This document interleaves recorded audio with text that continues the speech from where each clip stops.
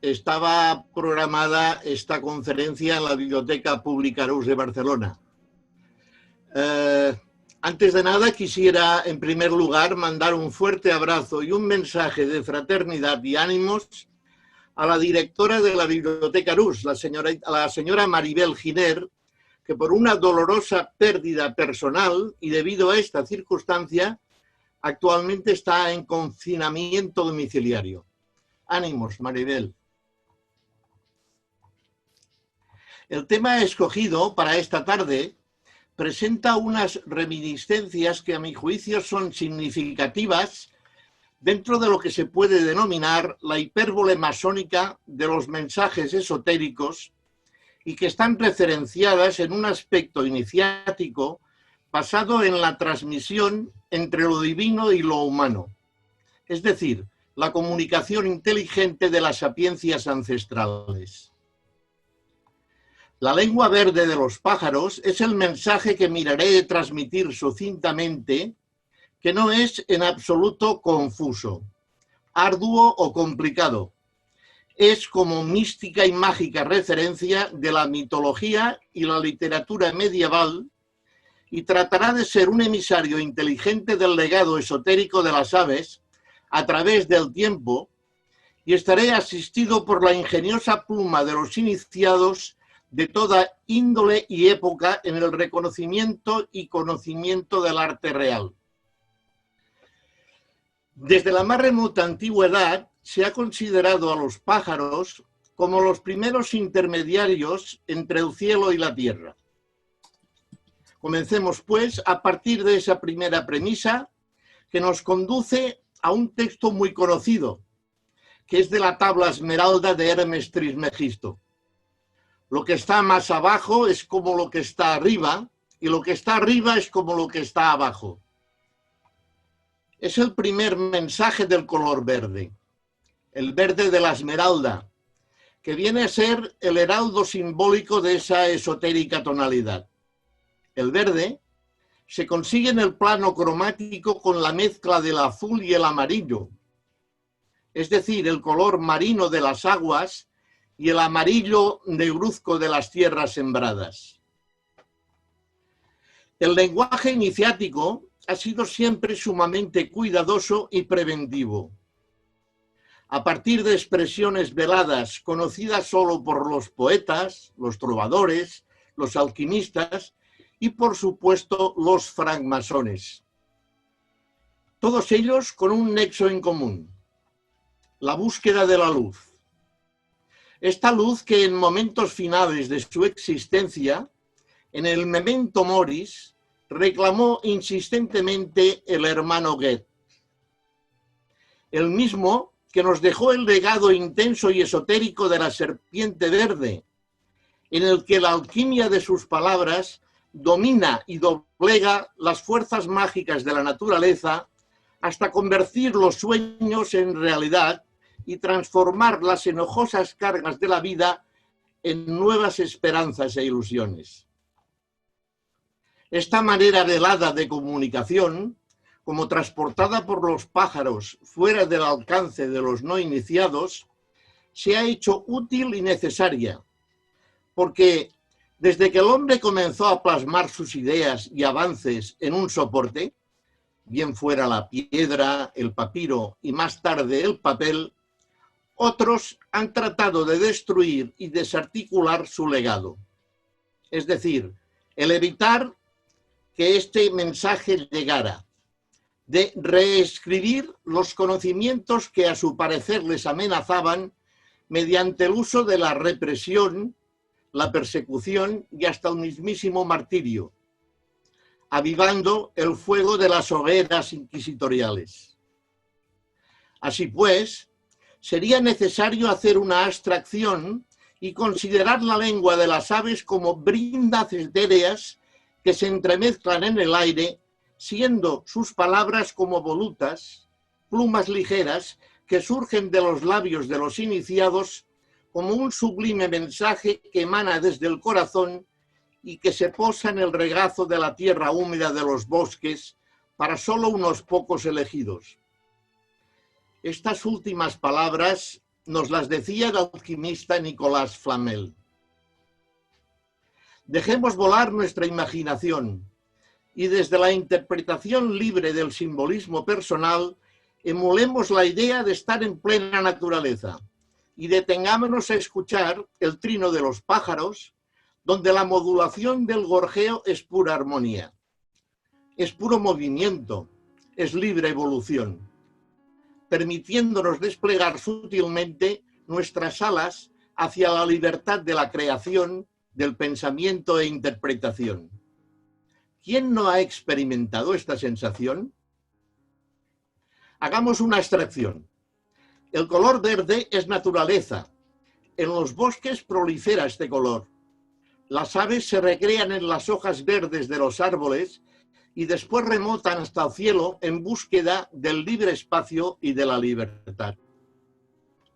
Entremos ahora con discreción atenta en el universo de los etéreos mensajes sobre las aves que a través del manto de la historia y la tradición, ingeniosas y relevantes plumas nos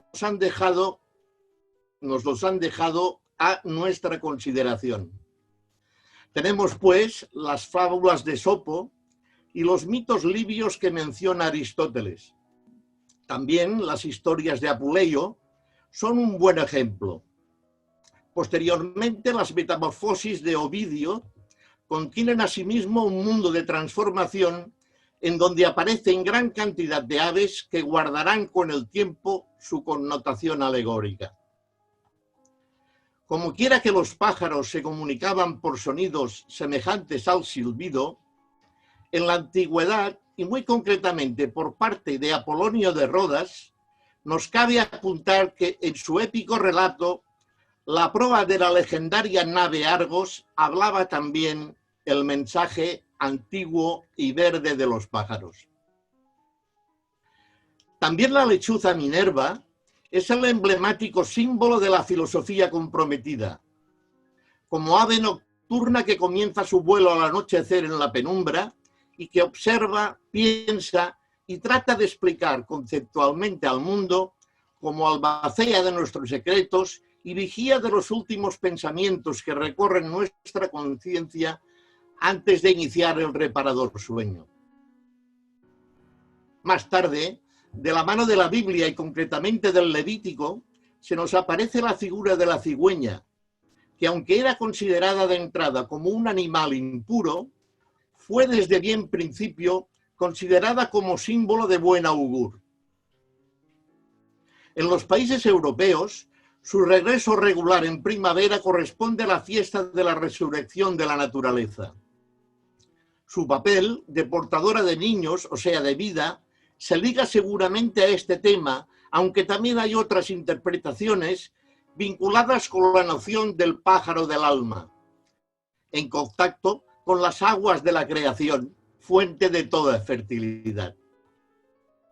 Asimismo, continuando con la tradición bíblica, en el Génesis se nos habla del jardín del Edén, en el que proliferaban las aves revoloteando alrededor del mismo. El poder de los augurios tiene una larga tradición ligada a las civilizaciones antiguas, más vinculadas a la naturaleza que la nuestra. El vuelo de los pájaros los predispone a servir de símbolo de las relaciones entre el cielo y la tierra. En griego, la misma palabra podía ser sinónimo de presagio y de mensaje del cielo. En el mundo céltico, el pájaro es en general el mensajero auxiliar de los dioses y del otro mundo. En Irlanda tenemos al cisne, la grulla o la garza en la Galia, la oca en Gran Bretaña o el cuervo para los germanos.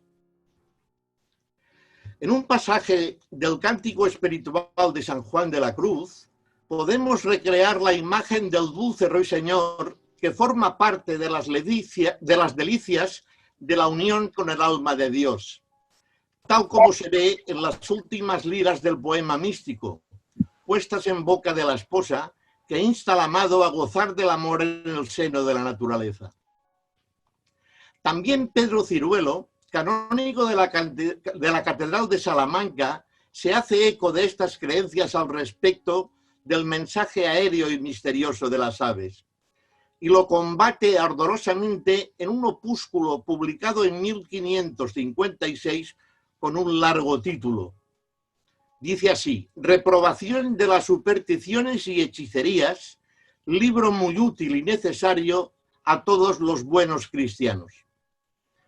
Fue una obra muy crítica con estos temas, que sin duda el buen canónigo encontraba difíciles de combatir, dado el carácter arraigado de estas prácticas paganas en la sociedad de su tiempo. Dentro del imaginario de la humanidad, y especialmente en el ámbito de la cultura sufí, las aves han representado el potencial espíritu humano para poder escapar de las ataduras del mundo terrenal y ascender a una realidad espiritual más elevada. Y es que desde las deidades aladas del antiguo Oriente Medio hasta los ángeles de la Biblia y las famosas almas aladas de Cedro descritas por Platón, los poetas y profetas han representado la capacidad de las alas para poder elevar el alma hasta el paraíso. En el poema simbólico sufí La conferencia verde de los pájaros de Farid-ud-Din Attar, en el que predomina el uso de la alegoría de las aves, se relata la búsqueda del Simorg, o Señor de la creación. Se trata de una bandada de pájaros que simbolizan las almas humanas. El protagonista de la esotérica e iniciática narración no describe a la bandada como un totum revolutum, sino que atribuye más bien a cada pájaro una identidad individual.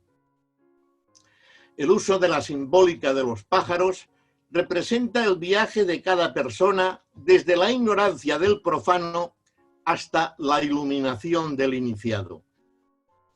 Se trata, pues, de un viaje iniciático, esotérico de las aves, siempre silenciosas, guiadas por la bubilla, que había sido guía de Salomón, para ir al encuentro del maestro en su lejano reino.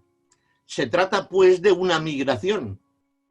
Al final del viaje, solamente restan 30 pájaros supervivientes, pero que no consiguen entrar de inmediato a la corte de Simorg, hasta haber entendido la significación de este nombre. Tras arduos estudios, llegan a saber que en persa sí significa 30 y morg pájaro. Había habido un augurio y habían llegado esta cantidad de pájaros. Se les abre una puerta, se les descorren después 100 cortinas, una después de otra. Entonces un mundo se les presenta sin velo a estos pájaros. La más viva luz ilumina esta manifestación. Y a partir de esta realidad descubren con asombro que Simorg no es otra cosa que ellos mismos, transformados por el viaje iniciático. Enriquecidos por el equilibrio, la noción de libertad y la independencia, en realidad lo que hacen es sintetizar la presencia inalterable de la pura naturaleza expresada por el color y la totalidad simbólica del color verde. En sí, aunque no se menciona en el relato, el término Simorg evoca y sustancia a un ave mitológica de los antiguos persas, compuesta de partes de ave, de fragmentos de pez, que arroja fuego como el dragón y posee patas para andar a tierra, viniendo a representar una síntesis de los 4 elementos alquímicos. La sabia y delicada mitología nos reenvía al hermético relato de Tiresias, el cual ha experimentado mágicamente las sensaciones sexuales masculinas y femeninas a merced de haber dado muerte a 2 verdes serpientes en diferentes términos y lugares. Su conocimiento es recompensado por Zeus con el don de las profecías y de poder comprender el lenguaje verde de los pájaros. Más tarde, en la Edad Media, se asoció el trinar de las aves con el cántico y la música. De esta manera, cuando los monjes iniciaron la reconstrucción de la notación musical, lo intrincado de su manejo para el lego en la materia daba pábulo a elucubrar que este sistema oscuro, capaz de transmitir la melodía, bien merecía ser denominado también el lenguaje verde de los pájaros. Con el paso del tiempo, la música no puede quedar al margen de esta peculiar recopilación que pretende ser iniciática. Destaca en sobremanera la obra musical del compositor francés Olivier Messiaen, que en su Catalogue des oiseaux conforma y da vida a una obra en piano alrededor de los pájaros que de manera armoniosa ensalza a la verde naturaleza de los bosques franceses. Posteriormente, encontramos en un enigmático estudio sobre el esoterismo cristiano al abad Henri Stéphane, que encamina la simbiosis del lenguaje verde de los pájaros con el ejercicio del silencio de los iniciados. Se trata de expresar las dudas conceptuales de un filósofo con respecto a una rosa, al que, doctos en múltiples disciplinas del saber, no han sabido dar respuesta y son finalmente resueltas por la inteligencia muda de las aves. De entre todas las ciencias consultadas, ningún erudito de ellas le sabe dar razón. Solo un artista le da la solución oportuna. Le dice: ves a un lugar llamado Chartres y allá encontrarás una catedral. Y en esa catedral hay 3 rosas. Estas te harán ver la historia de la rosa eterna. El filósofo preguntó: ¿está lejos este país? El artista le respondió: no lo sé, pero por el camino interroga y pregunta a los pájaros, ya que son amigos de la rosa. Pero yo no entiendo el lenguaje de los pájaros, dijo el filósofo. No te preocupes, respondió el artista, tú solamente les preguntas porque ellos te entenderán y te conducirán delante de la rosa que crece entre la verde hojarasca. Solamente síguelos. En otro ámbito, la lírica de los versos participa también en el lenguaje de las aves. Las alusiones de Petrarca nos subliman en la imaginación simbólica. Más tarde nos podemos recrear con los melodiosos versos de Leopardi. Posteriormente, Milton, a su vez, se compara con el ruiseñor que como él canta en la oscuridad en su paraíso perdido. Recordemos también a los románticos ingleses, encabezados por esa maravilla que es la Oda a un ruiseñor de John Keats, cuando nos evoca con un suave conglomerado de poesía y nos traslada al marco idílico de la belleza estética y sutilmente preservada de la alquimia del verso. La alquimia del verso, que como el verde lenguaje de los pájaros revolotea etéreamente y nos abre las puertas de la imaginación, dejándonos apreciar la sutil belleza de lo escondido y de lo negado a los no iniciados. La lírica castellana destaca con la descripción aguda del ruiseñor, que según Jorge Guillén cantará en la cima del ansia. Con decenas y decenas de referencias y alusiones, nos dejan una sutil huella de este mensaje clandestino y furtivo que nos aviva el conocimiento. Volviendo al ruiseñor de la tradición mística occidental, en nuestra poesía lo encontramos en Valle Inclán, que enlaza directamente con la tradición franciscana al fundamentar todo su libro, Aromas de leyenda, en la historia del monje que, escuchando cantar un ave, se quedó traspuesto en un trance que duró 3 siglos.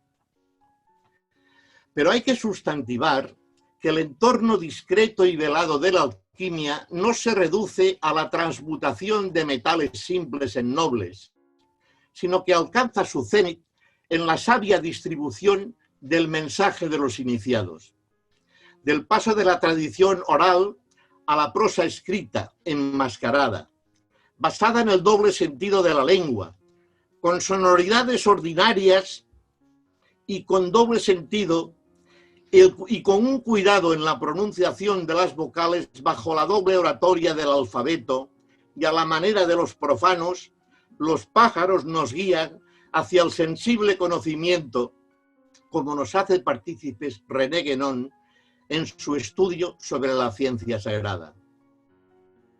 El símbolo muchas veces se expresa en curiosas tallas de piedra situadas discretamente en las construcciones medievales de las catedrales. Así, hay figuras representando a pájaros revestidos con los hábitos de los monjes, escribiendo tranquilamente en grimorios. Eran la silenciosa expresión de la sabiduría iniciática explicada al pueblo.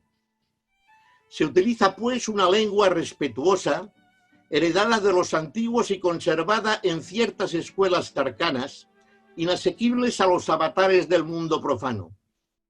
De esta singular manera, jugando con las letras discretas y extraños sonidos, su preservación fue efectiva, con el sabio empleo de la hermenéutica y la dimensión simbólica que escapaba a la razón.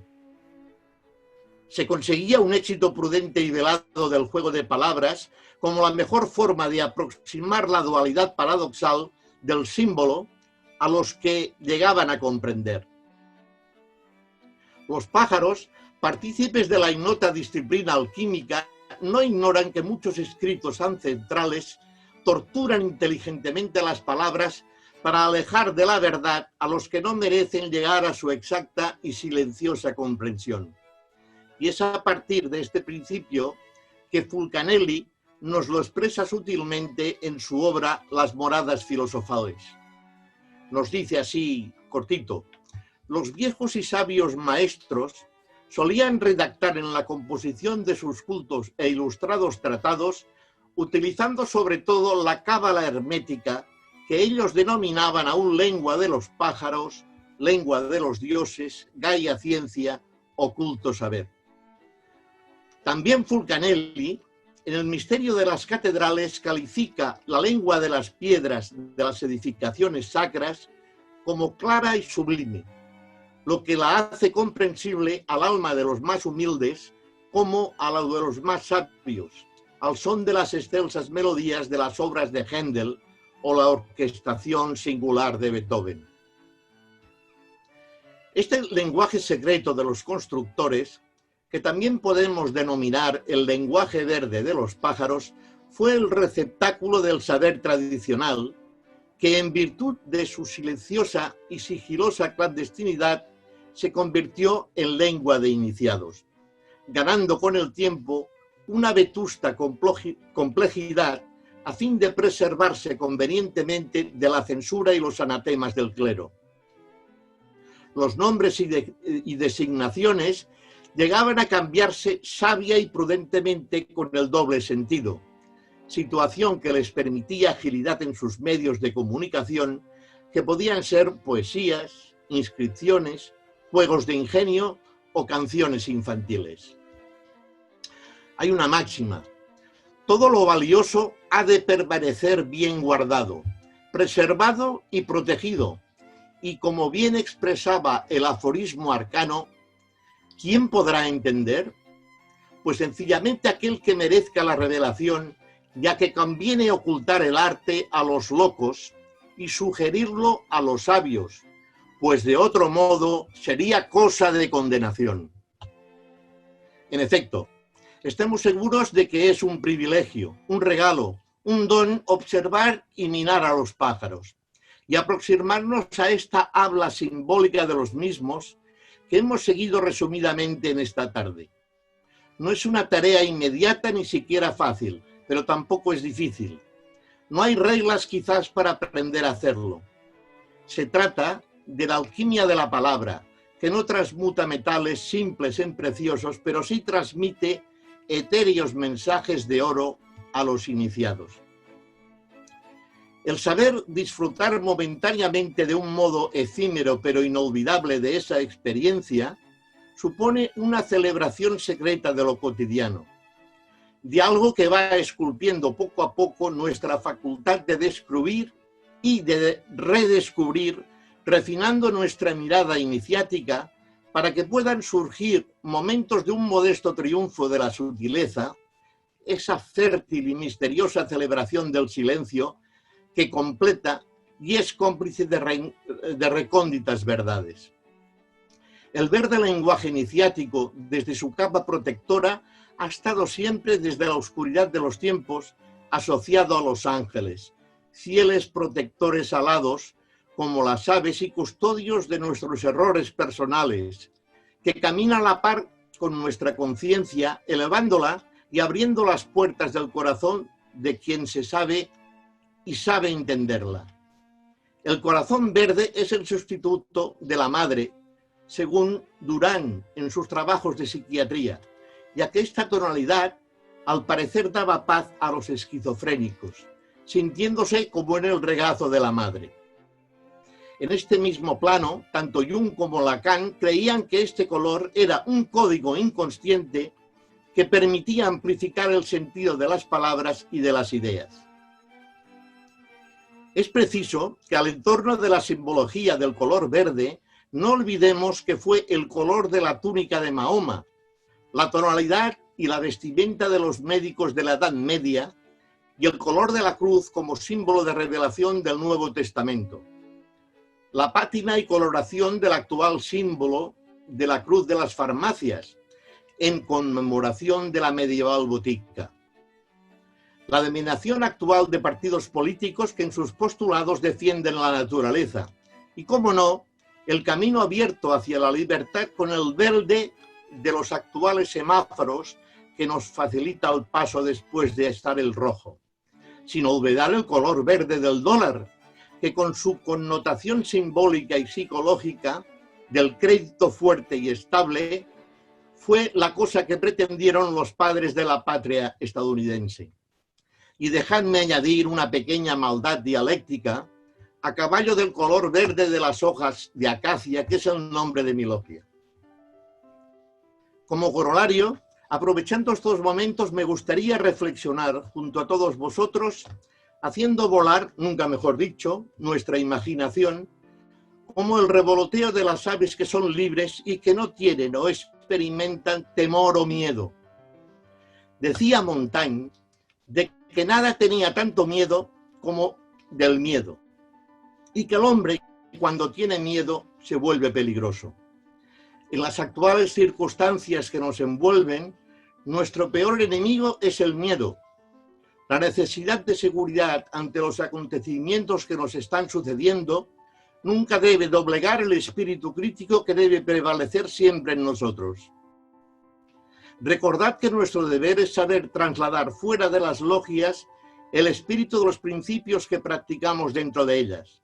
Puede ser ahora el momento de hablar consecuentemente. No de forma habitual, ya que estamos confinados, pero sí, por ejemplo, de manera telemática, con foros, conferencias, encuentros con diferentes logias y todas las ideas posibles, que hay muchas. Debemos combatir el miedo, ya que, como bien nos lo recuerda el proverbio irlandés, no hay médico para un miedo.